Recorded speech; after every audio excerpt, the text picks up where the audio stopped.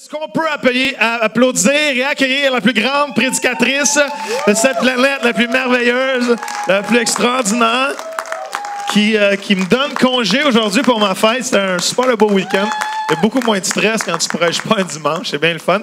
Alors, chérie, à fond.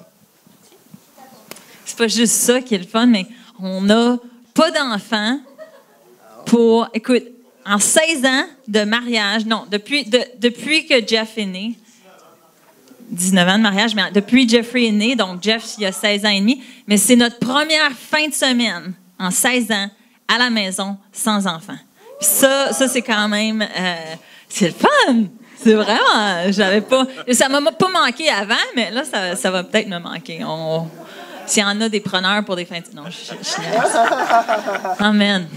All right. Est-ce qu'on peut juste pencher nos têtes et juste prier ensemble pour un instant? Seigneur, je te remets ces paroles, je te remets ce temps, je te remets, Seigneur, juste ce message que tu as mis sur mon cœur. Je te remercie, Seigneur, pour les victoires que tu nous donnes. Je te remercie que tu rebâtis ce qui a été brisé. Tu rebâtis, Seigneur, nos blessures. Tu rebâtis, Seigneur, les murs de nos vies. Merci, Seigneur, parce que tu es bon, parce que tu nous aimes. Tout le monde dit ensemble, Amen. Amen. Bon, alors je vais juste vous expliquer un petit peu le pourquoi que je prêche ce matin. Ça fait 2 ans que j'ai pas prêché. Et c'était intentionnel. Je ne voulais pas prêcher. Dans les dernières années, j'ai vécu j'ai vécu des traumatismes, j'ai vécu des blessures. Et je ne sais pas pour quelle raison, mais ça s'est traduit en... ça ne me dérangeait pas de monter sur le stage, faire une transition, ça ne me dérangeait pas de parler en public. Mais quand ça venait à prêcher, vraiment, l'ennemi a commencé de remplir mes pensées de peur d'être jugée, de peur d'être pas adéquate, peur d'être critiquée.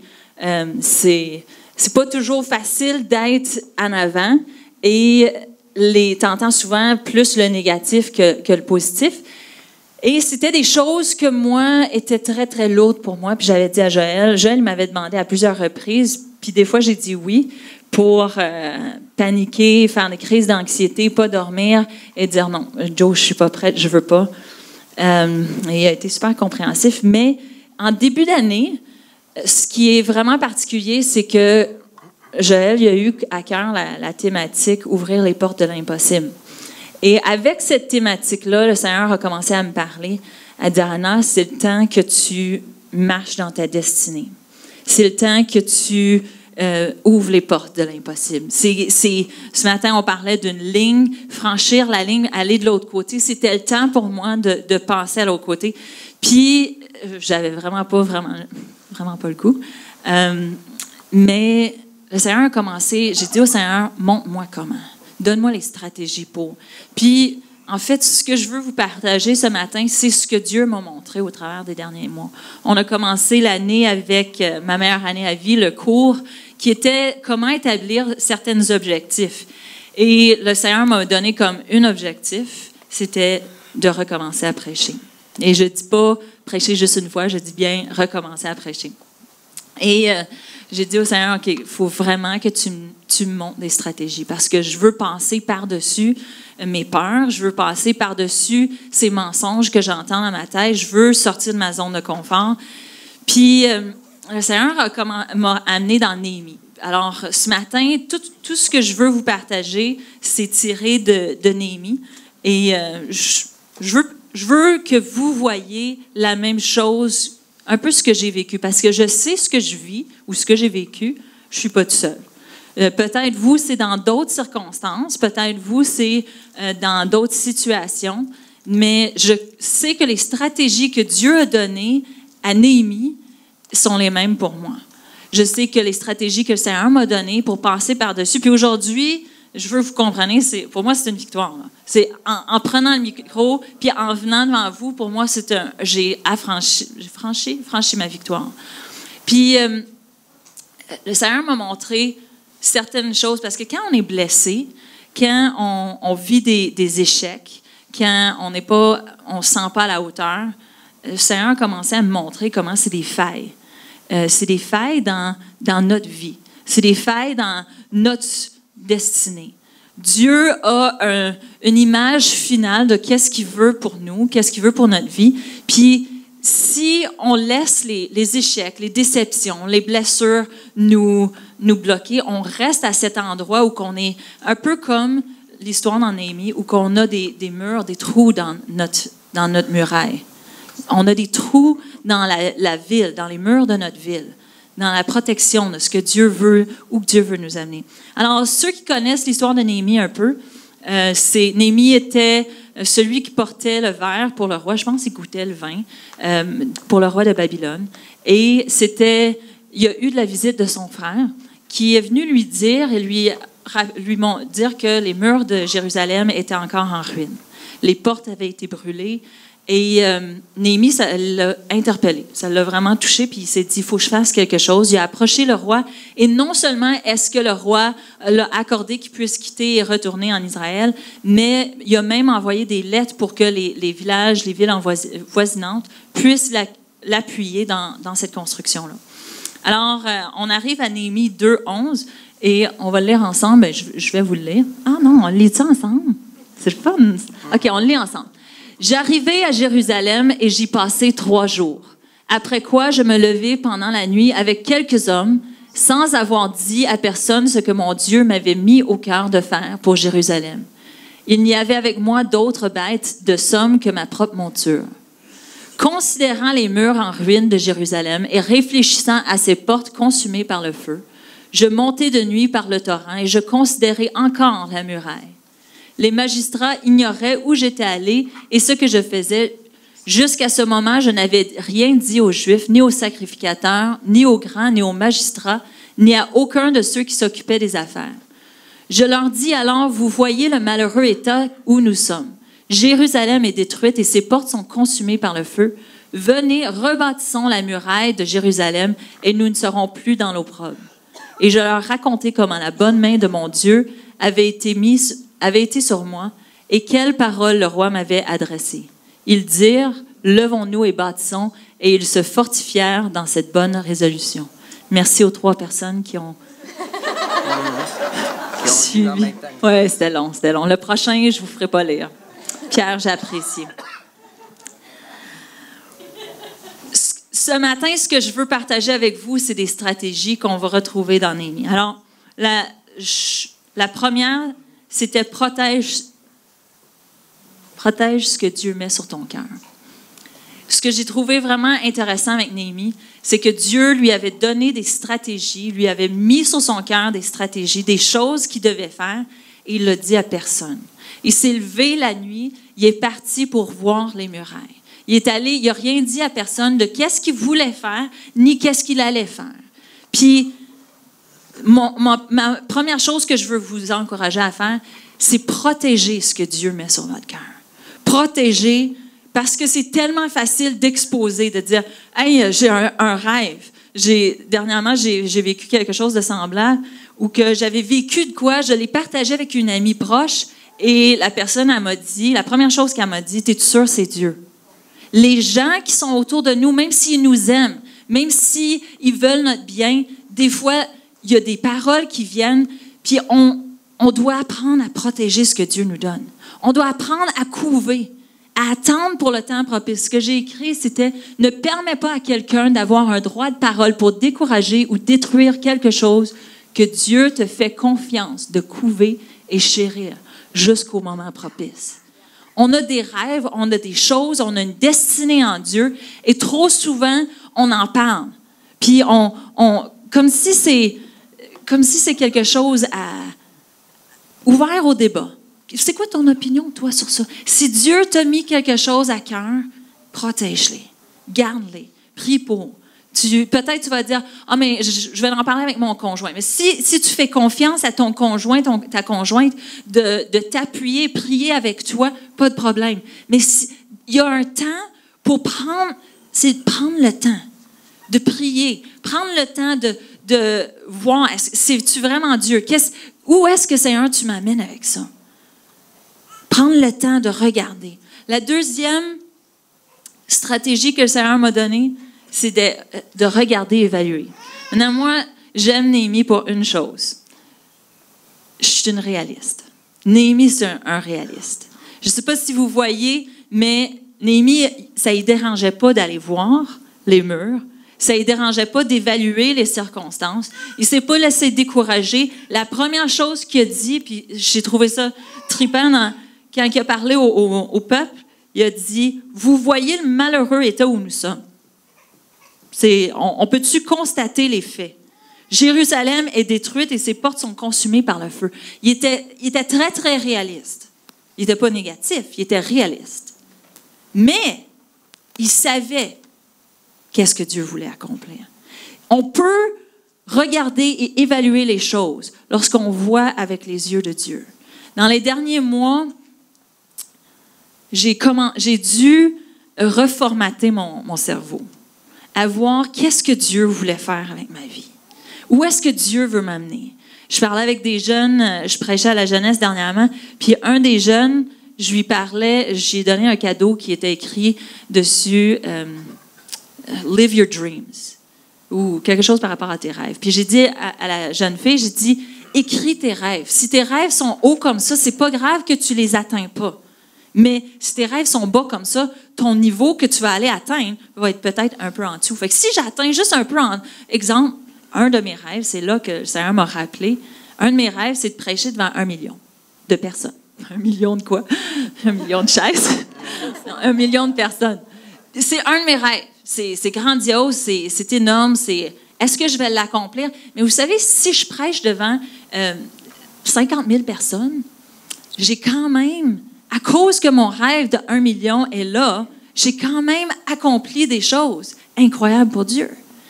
Si on regarde et on voit les choses, puis on se laisse décourager. « Oh non, je ne serai jamais capable d'y arriver. » On va se laisser influencer par le visuel actuel. Mais ce que Dieu veut qu'on voit, c'est qu'on voit le produit fini. Où est-ce qu'il nous amène? Qu'est-ce qu'on va faire? Il y a des gens, Simon est en train de construire une maison.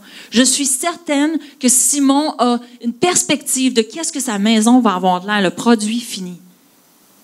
S'il n'a pas cette vision-là, il va se décourager. Il va dire, ah non, mes étapes, qu'est-ce que je dois faire pour me rendre là? Mais quand on regarde et on évalue d'une façon réaliste, on ne se laisse pas décourager par tout le travail qu'il y a à faire parce qu'on sait le produit fini. Néhémie était capable de regarder et évaluer. Puis ça, j'ai trouvé ça trippant parce que, étant une personne réaliste, moi, j'ai besoin de voir les choses. J'ai besoin d'être capable d'adresser les vraies affaires. Des fois, il peut y avoir un problème entre nous autres, dans notre couple, mais si je suis capable de regarder, évaluer la situation et prendre ma part de responsabilité, je fais maintenant partie de la solution.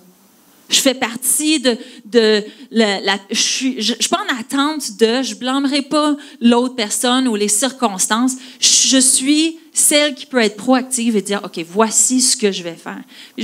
Pendant la louange ce matin, le Seigneur m'a dit une chose. Nos enfants, si on bâtit avec nos enfants, eux, ils bâtissent une nouvelle maison. Nous, souvent, c'est de la rénovation. Puis la rénovation, tout le monde le sait, c'est beaucoup plus difficile que de bien bâtir pour commencer. C'est juste une parenthèse, mais bâtissez vos enfants comme il faut. Bâtissez-les sur les bons fondements.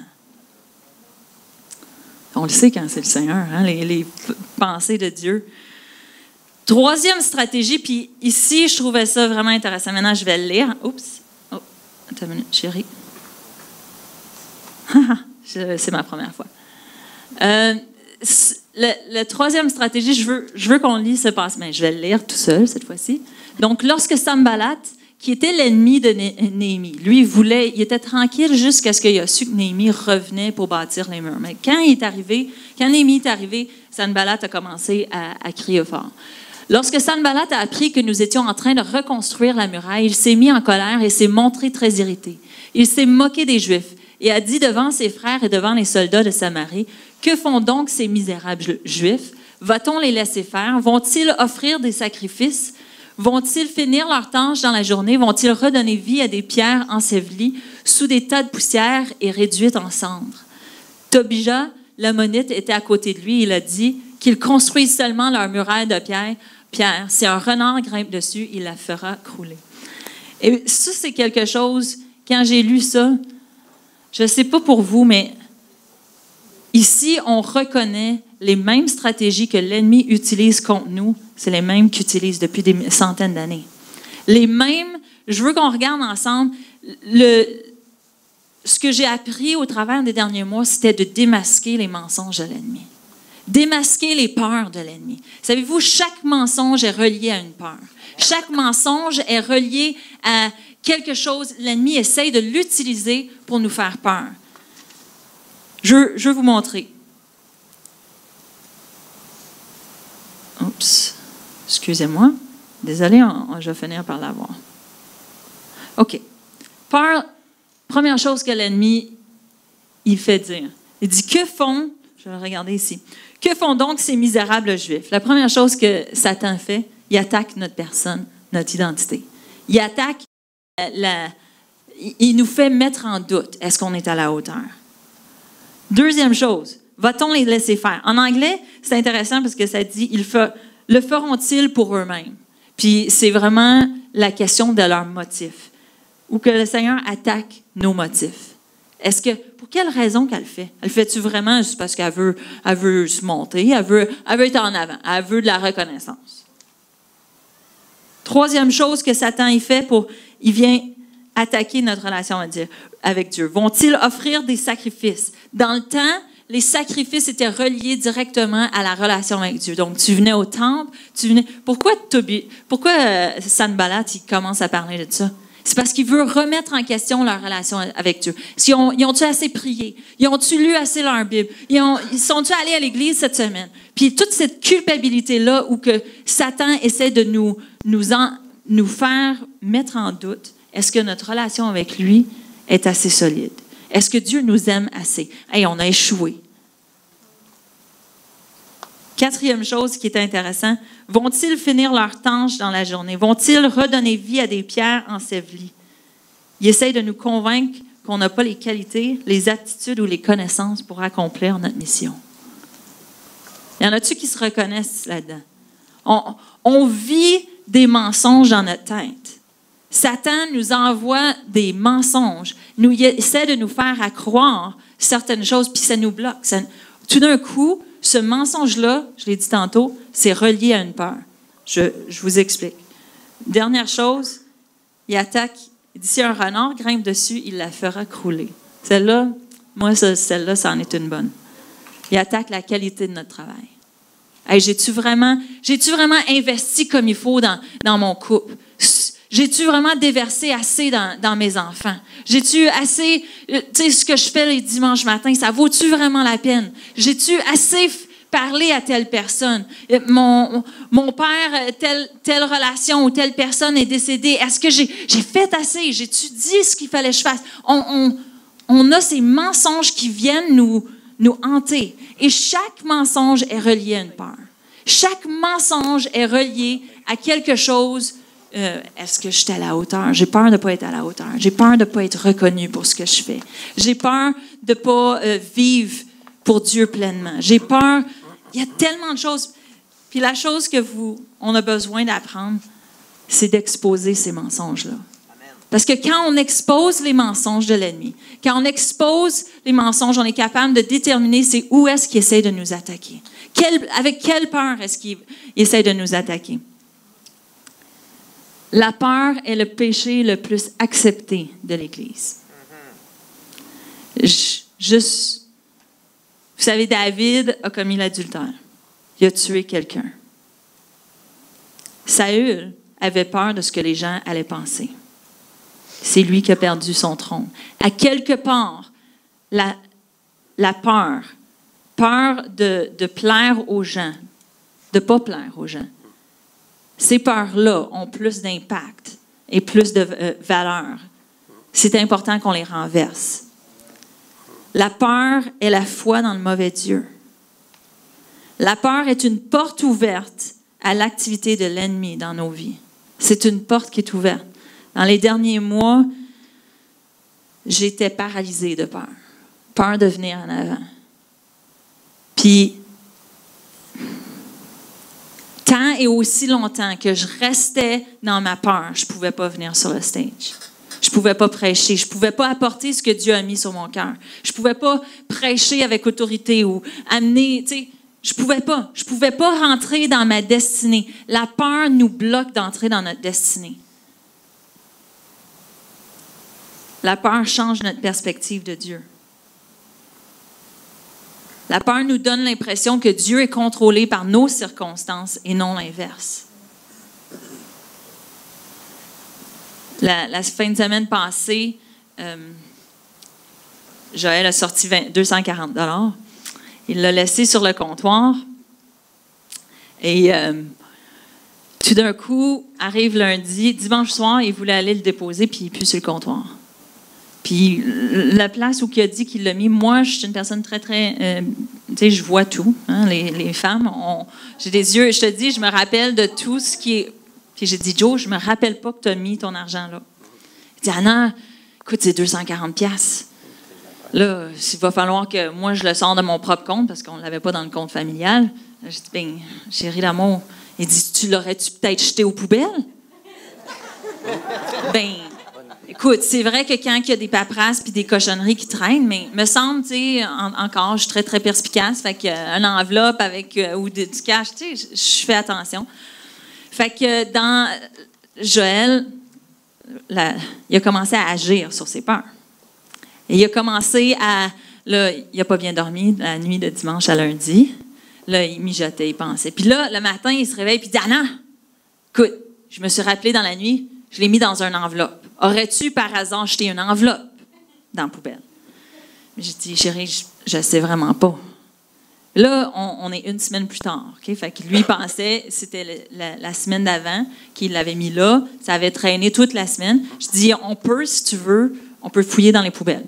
Fait qu'il dit, OK. Les enfants, ils partent pour l'école. Il est 8h15, j'avais sorti mes gants, j'avais sorti les sacs de poubelle, j'avais une méthode dans ma tête. Moi, je suis super méthodique. Quoi? Il faisait 8 degrés dehors. J'ai sorti mon manteau d'hiver. Il faisait vraiment frais. Puis, ça commence avec le recyclage. Puis là, on s'est dit, nous autres, le recyclage poubelle, c'est une semaine sur 2. Fait que commence avec le recyclage, puis commence à vider rien. Puis là, la portion dégueulasse, on fait un sac de poubelle après l'autre, je le vide dans un autre, transvide, rien.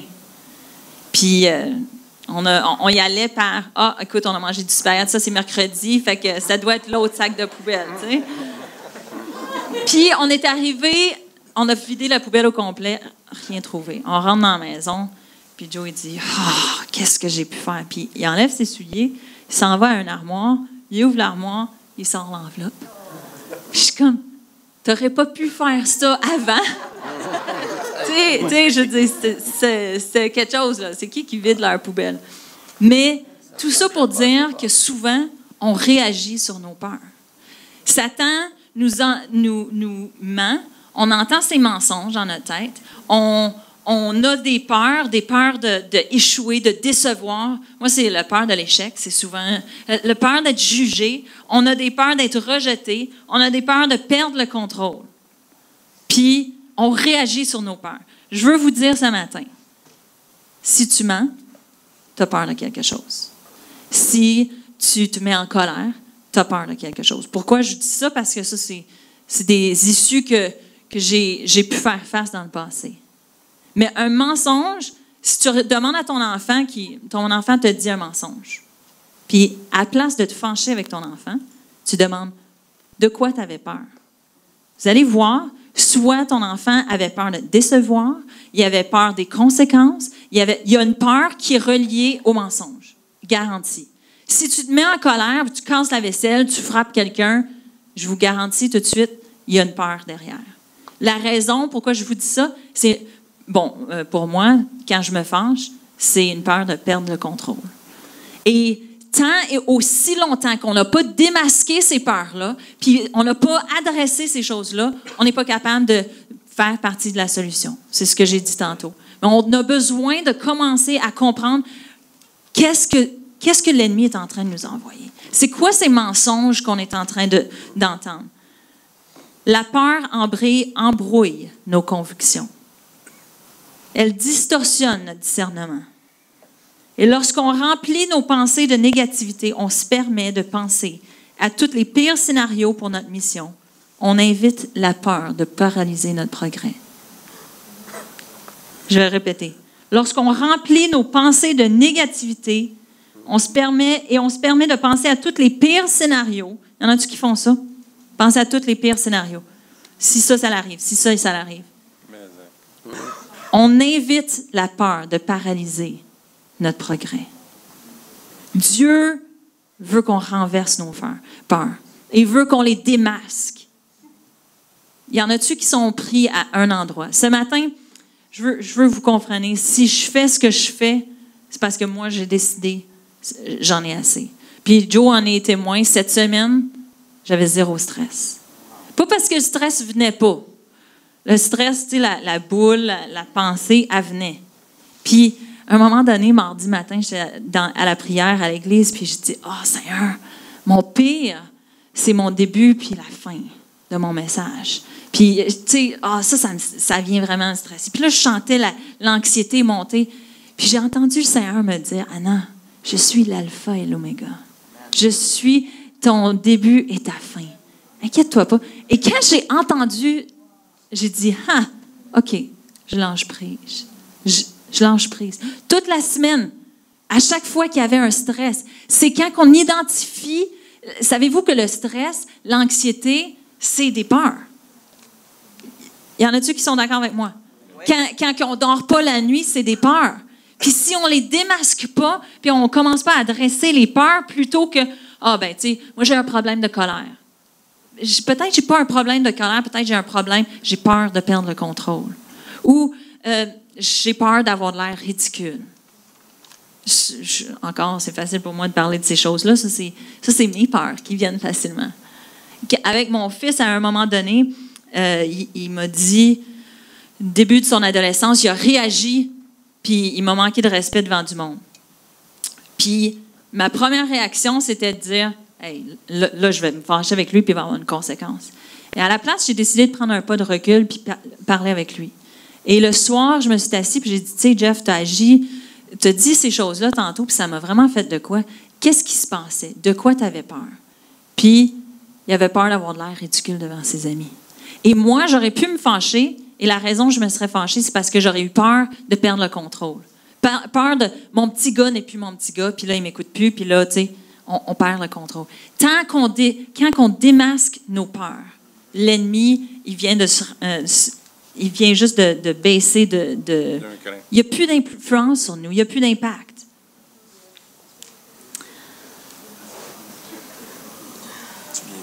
Verset Néhémie 4, 7 et 8. Qu'est-ce qu'il y a? Non. Néhémie 4, 7 et 8. C'est pourquoi j'ai mis des gens en place en contrebas, derrière la muraille, aux endroits découverts. Je les postais, groupés par famille et armés d'épées, de lances et d'arcs. Après avoir tout inspecté, je m'adressais aux notables, aux chefs et au reste du peuple. N'ayez pas peur d'eux. Pensez au Seigneur qui est grand et redoutable et combattez pour vos frères, vos fils, vos filles, vos femmes et vos maisons. Stratégie numéro 4 que le Seigneur m'a montrée. Il dit, n'ayez pas peur d'eux, pensez au Seigneur qui est grand et redoutable. Savez-vous que la meilleure façon de contrer nos peurs, c'est en pensant à quelque chose de plus grand et plus fort. Amen. Pensant à quelque chose tu sais, on a tellement de facilité, on accepte à l'intérieur de l'Église, c'est normal que tu aies peur, tu as vécu tel traumatisme. C'est normal, on excuse nos peurs plutôt que de parler de la grandeur de Dieu. Moi, je veux vous donner une stratégie aujourd'hui. Quelqu'un vous parle d'une peur. Hey, j'ai peur de tomber malade. J'ai peur de... À la place, sortez tout de suite un témoignage. Tu sais-tu quoi? Dieu a fait ça. Mon Dieu est grand et puissant. Mon Dieu, l'autre jour, racontez des témoignages. Allez en chercher, allez en trouver. C'est pas le tien, c'est pas grave. Mais je veux vous dire quelque chose. C'est pas vrai que nous, en tant qu'individus, on n'a pas de témoignage. Peut-être on ne lui donne pas le crédit pour, mais on a un témoignage. Dieu agit dans nos vies, a fait des grandes choses, nous a guéris, a intervenu dans nos couples, dans la vie de nos enfants, dans la vie de nos parents, juste pour n'en nommer quelques-uns. Puis trop souvent, on oublie ça, on discarte. C'est pas... Dieu a rebâti des couples ici. Dieu a rebâti mon couple. Pourquoi est-ce que la prochaine fois que l'ennemi vient me parler par rapport à mon couple avec Joël, ça va pas bien, ou tu sais, lui, il est tout le temps de même, puis commence à ramener cette peur-là de est-ce qu'on va toffer la run, on va-tu être capable de... Pourquoi que je me rappellerai pas de comment il a guéri? Pourquoi je me rappellerai pas de qu'est-ce qu'il a déjà fait? Pourquoi je me rappellerai pas de comment il a déjà bâti et ramené des choses entre nous? C'est à nous de shifter notre focus. C'est moi, mon rôle à moi. Néhémie a pris en charge quelque chose. Je veux vous dire quelque chose, ça a pris 2 mois pour reconstruire des murs qui avaient été en ruine pendant des années et des années de temps. 2 mois de temps. Mais Néhémie n'arrêtait pas de dire, pensez à l'Éternel qui est grand et redoutable. Même que lorsqu'il a dit au début, le premier passage, il a raconté la bonne main de mon Dieu. Comment la bonne main de mon Dieu était sur moi. On a besoin de se rappeler que la bonne main de mon Dieu est sur nos vies. On a besoin de le dire aux gens. Il a dit qu'il raconta comment. Puis, quand les gens ont entendu ça, ils ont dit, pas Néhémie, ils ont dit, levons-nous et bâtissons. On a vécu des choses. On ne peut pas le renier. Notre expérience de vie, c'est une chose, on peut pas, c'est notre vécu. Nos blessures, oui, sont réelles. Mais qu'est-ce que tu vas faire avec tes blessures? Est-ce que tes blessures vont être des peurs qui vont te bloquer? Ou est-ce que ça va être des tremplins pour déjouer l'ennemi? Quand j'ai entendu le témoignage de Matt Tapley, comment il a perdu sa petite fille, jusqu'à la dernière journée, ce que vous autres, vous ne savez pas, c'est que moi, 2 jours plus tard, j'allais magasiner avec son épouse Lisa. On a pris 2-3 heures ensemble. Et j'ai dit à Lisa, quel privilège et quel merci d'avoir été si vulnérable à nous partager votre vécu. Puis elle m'a dit, non, tu comprends pas, le privilège est à nous. Parce qu'à chaque fois qu'on raconte comment notre petite fille est décédée et comment que Dieu nous a gardés au travers de ça, c'est notre victoire qui devient la vôtre. Elle dit, c'est notre privilège. Elle dit, la première chose que j'ai dit à Matt quand il est rentré à la maison ce soir-là, c'est, ça a dû te faire du bien, hein? Ça a dû te faire du bien. Imagine. Comment est-ce qu'on peut prendre nos blessures et les tourner pour que ça nous fasse du bien? Comment est-ce qu'on peut prendre nos blessures, nos échecs peut-être, nos déceptions, les tourner pour qu'ils soient une victoire, non seulement pour nous, mais pour ceux qui nous entourent? Ça, c'est la stratégie numéro 4. Je veux juste lire la 5. Je veux juste lire la phrase. Lorsqu'on se rappelle qui est le Seigneur et on raconte ses bienfaits, on commence à reformer la vision dans notre cœur de qui il est et une nouvelle confiance s'élève pour démasquer nos peurs. 5e stratégie, puis celle-ci, j'avoue, c'est celle que j'aime le plus. C'est le temps de combattre en famille. Amen. Néhémie, il n'a pas mis les hommes forts, il n'a pas mis les femmes fortes, il n'a pas fait des partis pris, mais il a regroupé en famille devant les failles de murailles. Je peux-tu vous dire que c'est le temps qu'en famille, on devienne vulnérable et qu'on se couvre l'un l'autre? Quelqu'un m'a dit cette semaine que l'Église se critique plus qu'ils se bâtissent. Moi, je m'excuse, mais c'est pas ma famille, ça. C'est le temps que l'Église, en famille, on se parle. Savez-vous que mon combat des 2 dernières années, les premières personnes avec qui j'en ai parlé, c'est mes filles. Parce qu'à chaque fois qu'eux autres, ils faisaient un rapport oral, ou à chaque fois qu'eux autres, il y avait un témoignage, ils me parlaient, maman, toi, comment tu fais pour prêcher ou pour aller en avant? Puis je me suis rendue vulnérable à leur dire, vous savez, j'ai peur. J'ai peur. Puis là, ma Catherine qui me disait, « Maman, t'es bonne. Moi, je vais prier que ça va bien aller. » Tu sais, on a besoin de tenir les armes l'un pour l'autre. Ça dit qu'ils ont pris leurs épées, leurs lances en famille. C'est le temps qu'en famille, on se rende vulnérable, mais qu'on se couvre. Qu'on se couvre l'un l'autre. Qu'on avoue nos torts.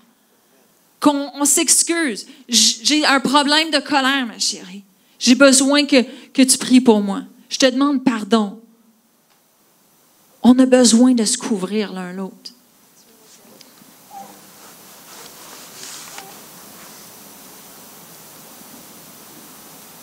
Nos victoires et nos faiblesses personnelles ont des ramifications sur notre famille immédiate et spirituelle. Ça, c'est votre famille. Regardez-vous. Ça, c'est votre famille spirituelle. Je n'ai pas vu personne se regarder. Regardez-vous. Regardez-vous. Ça, c'est votre frère, votre soeur, votre mère, votre père. C'est votre enfant. Ça, c'est votre famille spirituelle. Je peux-tu vous dire quelque chose? En tant que pasteur, moi, je deviens tannée. Qu'on me reproche qu'on ne fait pas assez d'évangélisation.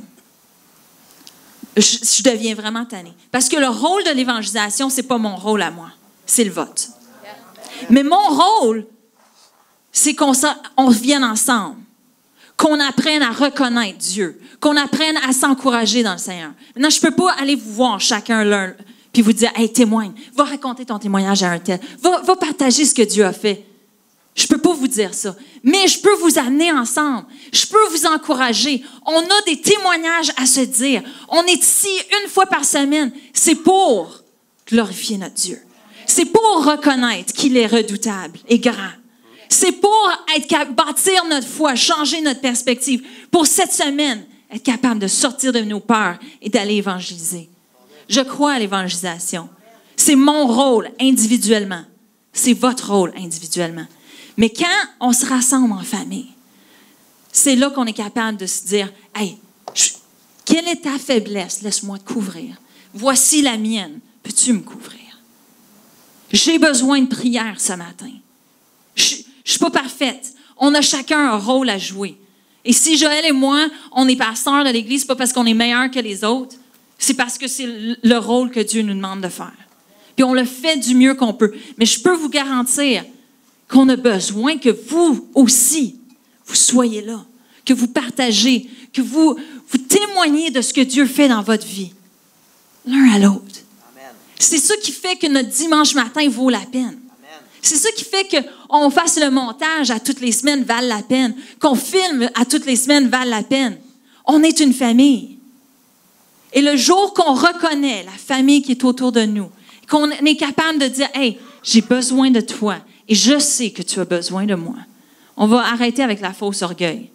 De dire « Oh non, tu sais, je veux pas me glorifier. » Non, moi j'ai une portion à donner. Je la connais, ma portion. Je veux la donner. Tu as une portion à me donner. Amen. Et moi, je la veux aussi. Alléluia. Je vais inviter ceux qui vont faire le dernier chant. Moi, je veux que les ramifications de mes victoires soient les vôtres. Amen. Je veux que mes victoires soient les vôtres. Lorsqu'on abandonne quelque chose, si moi, je ne défonce pas le mur ici ce matin pour venir sur le stage et recommencer à prêcher, j'atteindrai jamais mon million. Mais plus que ça, mes enfants vont devoir marcher au travers de mes peurs. Ils vont m'avoir vu mettre de côté cette portion-là de ma destinée en Dieu. Puis eux-mêmes vont devoir passer au travers de ça. Je veux vous dire tout de suite, nos enfants, ils ont besoin de marcher, plus de nous dépasser. Ils ont besoin de marcher, prendre nos victoires comme des acquis et passer plus loin encore. C'est ce que moi je veux. Ce matin, il me reste juste quelques instants, mais j'ai à cœur juste pendant que l'orchestre chante la toune « Émerveillé », ça parle de « En sa présence, nos craintes s'enfuient ». Je veux pas faire d'appel en avant, mais si je peux vous donner ce matin? Ma victoire. C'est juste une de mes victoires, mais si vous avez des peurs, que vous savez vous bloque d'entrer pleinement dans votre destinée avec Dieu, j'aimerais vous inviter à vous lever debout. Si vous avez des mensonges que vous entendez dans votre tête, que vous savez vous bloque d'entrer pleinement dans votre destinée avec Dieu, peut-être c'est de dire des choses. Peut-être c'est d'agir d'une certaine façon. Peut-être vous avez peur de perdre le contrôle comme moi. Peut-être vous avez peur que vous allez être oublié. Peut-être vous avez peur d'être rejeté. Peut-être vous avez peur de ne pas être à la hauteur ou de décevoir les gens qui vous entourent. Peut-être vous avez peur de l'échec. Ce matin, j'aimerais ça que vous vous levez puis vous dites, Seigneur, je démasque cette peur. Je démasque cette peur. Puis ce que je veux qu'on fait, s'il y a quelqu'un qui est debout proche de vous, ou si vous êtes deux personnes côte à côte debout, je veux que vous vous entourez l'un l'autre. Parce que ce matin, on est en famille en premier. On est en famille. On a besoin de combattre pour nos femmes, pour nos maris. On a besoin de combattre pour nos enfants, pour nos frères, nos sœurs, notre famille immédiate, mais notre famille spirituelle. On a besoin de prier les uns pour les autres. Il n'y a personne qui devrait être tout seul. C'est ça la famille. J'aimerais ça qu'on chante ensemble. En ta présence, mes craintes s'enfuient. En ta présence. En ta présence, mes craintes s'enfuient. Ton amour parfait les bénit. Pendant que Stéphanie elle chante, juste priez pour la personne qui est à côté de vous. En ta présence, mes craintes s'enfuient. Ton amour parfait les bénit. Donnez-lui vos craintes. Donnez-lui vos peurs. Choisissez de sortir, de traverser cette ligne. Dire, Seigneur, moi, je rentre dans ma destinée avec toi. Mes craintes s'enfuient. Ton amour parfait les bénit. En ta présence, mes craintes s'enfuient. Ton amour parfait les bénit. En ta présence, mes craintes s'enfuient. Ton amour parfait les bénit. En ta présence, mes craintes s'enfuient. Ton amour parfait les bénit.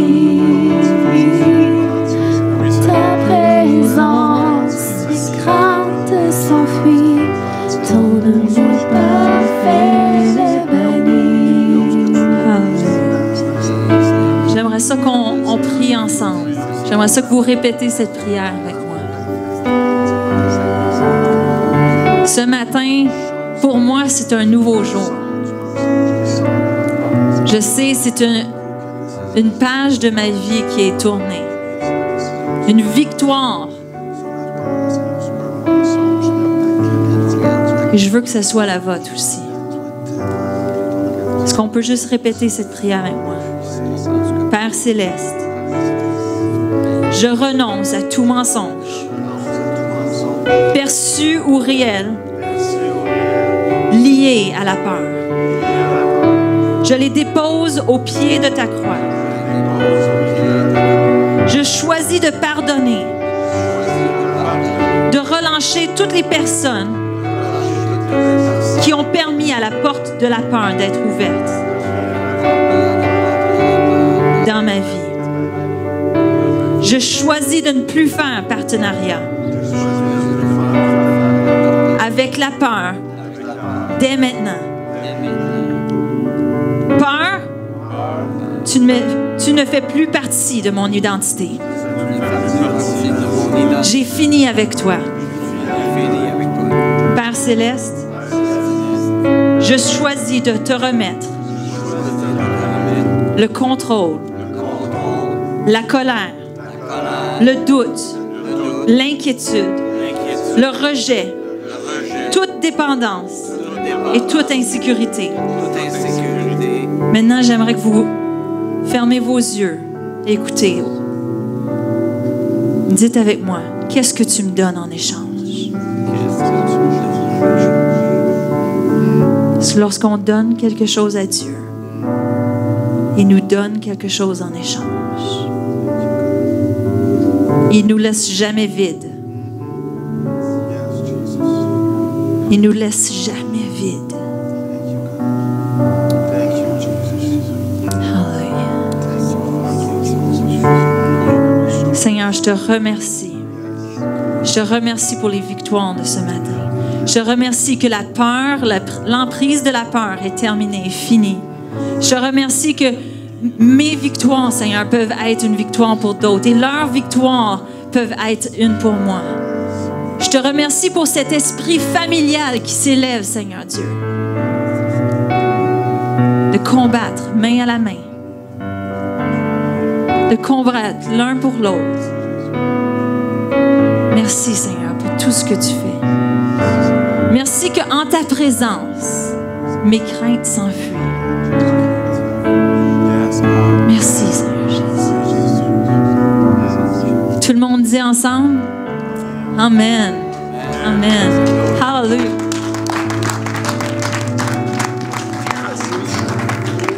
Amen. Ah, c'était une bénédiction. J'ai fini. Amen.